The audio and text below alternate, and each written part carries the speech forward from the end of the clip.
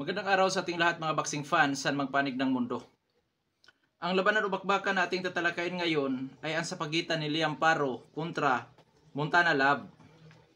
Paglalabanan nila ang WBO Global Super Lightweight title. Desembre 9, 2023 ang kanilang fight schedule.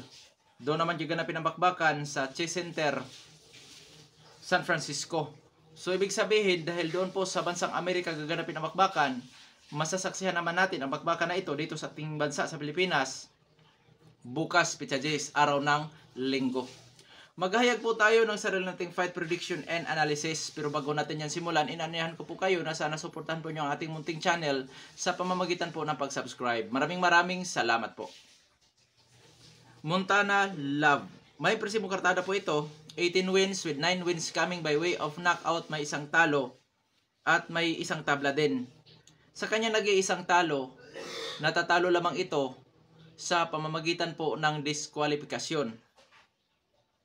At ang height nito ay 5 foot and 8 inches, red 68 and a half inches, south po ang kanyang stance, knockout ratio 50%.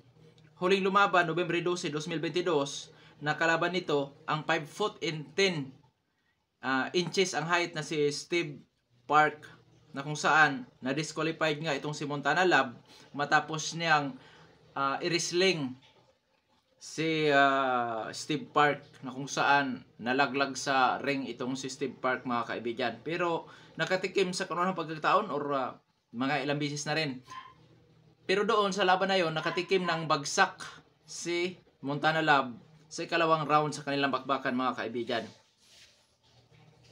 Pagdating sa karanasan nitong si Montana Love, nakalaban dito si Steve Park, Gabriel Golia Valenzuela at si Carlos Diaz.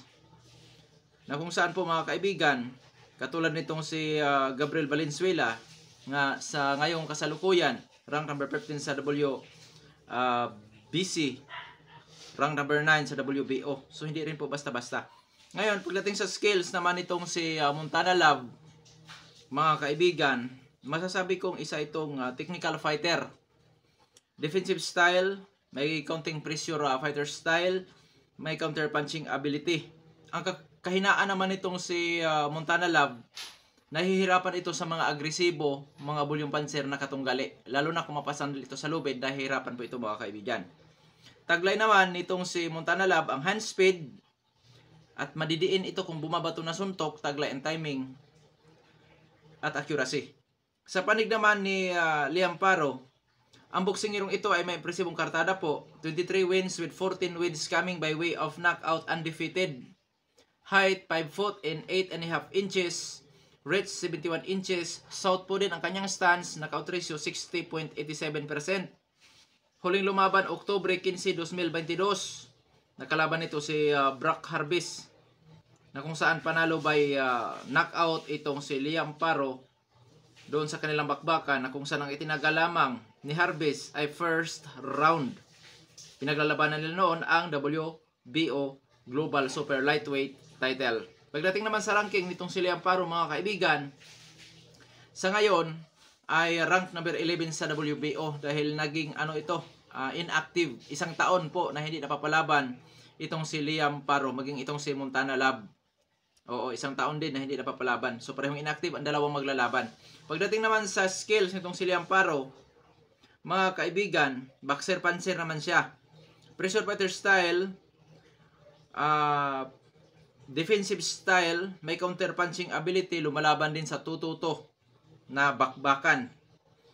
Taglay ang timing at may power din po mga kaibigan. May footwork din po ito, na kung saan epektibo ang kanyang galawan na in and out, maging ang kanyang back pedal na kung saan nagpapakawala ng mga jab. Epektibo ang kanyang galawan sa long range at mid range po mga kaibigan. Sa close range naman, bagamat lumalaban ito sa close range, pero hindi po gaano.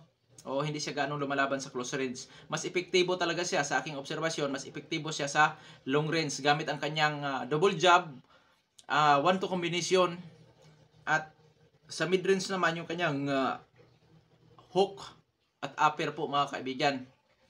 Okay. Ngayon, kung inyo napapansin, parang inactive ang dalawang maglalaban. Pagdating sa height and disadvantage, ay hindi po magkakalayo.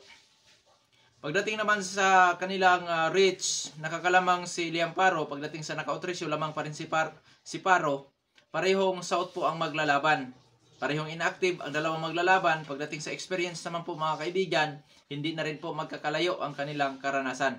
Sa skills,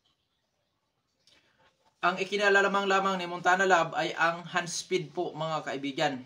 Kaya naman, delikadong laban ito para kay Paro maging kay Montana Love dahil bagamat marami kung bumabato na suntok si Liam Paro, pero yung hand speed naman na taglayan pa ng timing at accuracy nitong si Montana Love, posible din yan na magpapahirap kay Liam Paro mga kaibigan. Kaya matinding laban ito na kung saan mauwi sa peerless prediction ang aking